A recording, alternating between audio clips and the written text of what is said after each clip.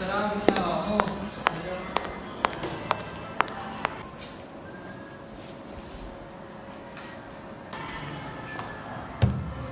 morning, class. Good morning, Mom. You may take your seats.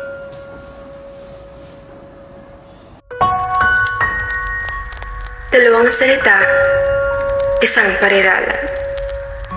Simulan natin nung una. Nung una kang pumasok sa eskwela. Dala mo ang ngiti na para bang yun ang una at huli. Kitang-kita sa mga mata mo, sabik kang kilatisin. Ang mga estudyanteng nakaupo sa iyong harapan How old you mean? at isa ako sa una mong tinawag. Naaalala ko pa kung gaano kaganda ang iyong mga ngiti. Na para bang inaasahan mo, ganun ko kaganda ibabalik. Ang maganda mong loob, na sinuprian ko lang ng walang imik. Nakakapagtaka ang dedikasyon mo ng mga sumunod pang sandali. Kitang-kitang pagkakaiba mo sa ibang guro na nauna kong nakilala. Halatang nagsisimula ka pa lang at marami pang hindi alam sa iyong larangan. Ngunit patuloy kong inisip ang mga sumunod pang araw. So, Nakita mo ang tunay na kulay ng buhay. Ang tunay na tunog ng mga estudyanteng walang pakundangan sa ingay, tawanan, at alitan sa halos maghapong pag-aaral. Nagsimulang mabawasan ang ngiti mo sa mga sumunod na araw. At patuloy kong inisip na pinagsisihan mo na ang pinasok mong larangan. Ngunit iba ka, pagkat dala mo pa rin ang iyong ngiti nung kinabukasan. Hindi mo alintana na alam kong nahihirapan ka. Ang takot sa iyong mga mata nung una kang nagpakita. At hindi mo alam na nauna kitang nakilala. Alam kong unang taon mo sa pagtuturo. Maraming araw ang hindi ka sigurado. Sa pagitan ng pagngiti at pagsisinungaling sa sarili mo.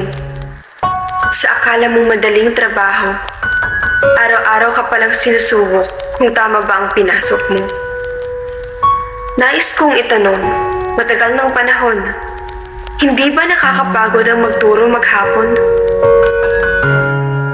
Ang pakinggan ng ingay ng mga batang minsan nakakairita na kung sa klase ay daig pa ang mga pipis sa pagkakasarado ng bibig.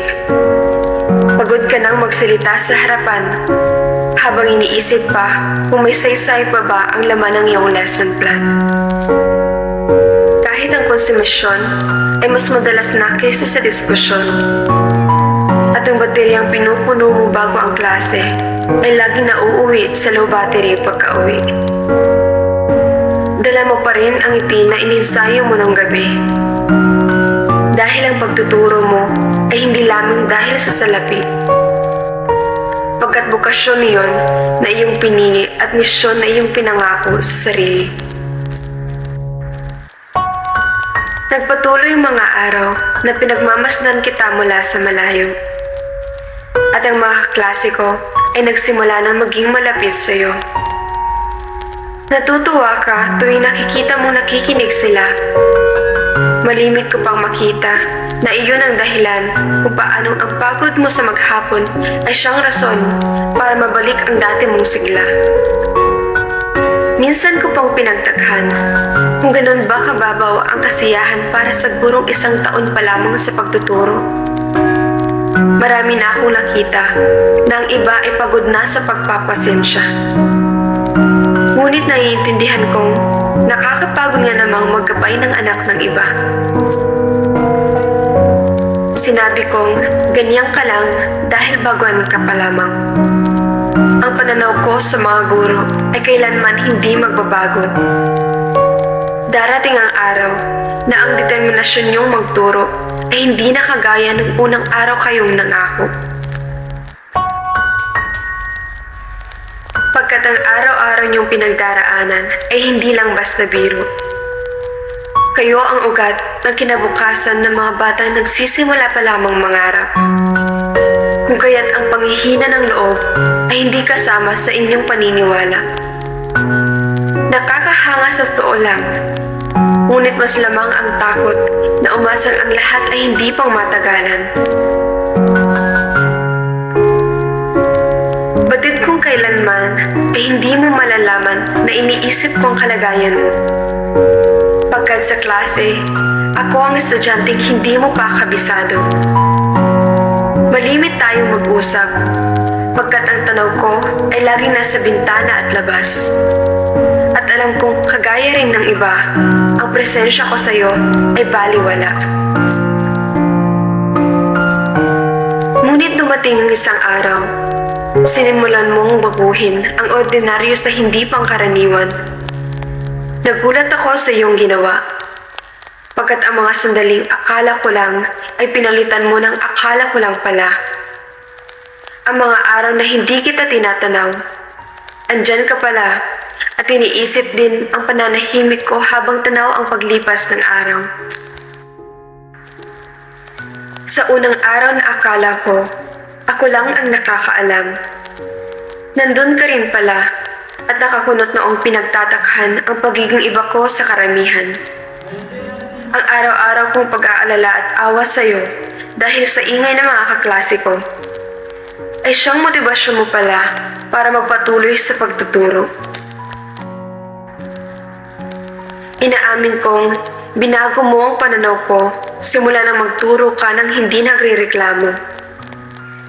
Lalo na nang marinig kong sadya mong binabagalan ng pagsusulit tuwing nakikita mong bakante pa ang upuan ko. Okay, I'm sorry. Wait. Pinagtapat mo rin na labis kang nababagabag tuwing seryoso akong nakikinig. Iniisip mo pala na hindi ka epektibo bilang guro sa akin. Kailanman ay hindi iyon sumagi sa isip ko. Ngunit bilang guro, sinabi mong importante ang isang tulad ko sa inyo. Tinuldukan mo ang pag-iisip ko na hindi mahalaga ang nararamdaman ng mga estudyanteng tulad ko. Pagkasimula ng araw na iyon, lagi mo nang itinutuon sa akin ang iyong atensyon. Kahit hindi kita sinagot nung araw na ako'y iyong tinanong, inuna mo kong intindihin kahit hindi mo naman alam ang rason. Tinanong kita nung minsan kung bakit pinili mong magturo kaysa ang magtrabaho sa hospital. Mas di hamak masarap manggamot kaysa magsuway. Sinabi mong kung wala kayo, wala ang mga nangangarap na tulad ko. Kailangan ninyo ng gurong hindi lamang basta nagtuturo. Sinabi mong dahil hindi lahat ng estudyante ay pumapasok ng may baon na pangarap. Napagtanto ko na alam mo pala ang sagot nung araw na tinanong mo ako. Wala akong pangarap, kaya wala akong dahilan para pumasok at magsikap. Ngunit binago mo ang lahat sa iisang pangungusap. Hindi ko alam kung gaano ang katagang ikaw ang dahilan ko ang nagtulak sa akin para mapagtanto na ikaw din ang inspirasyon ko. Sa lahat ng mga akdang isinulat ko, ang piyesang ito ang nagtulak sa akin upang maging katulad mo. Kung kaya sa iyo ko inaalay ang tulang ito, o aking guro.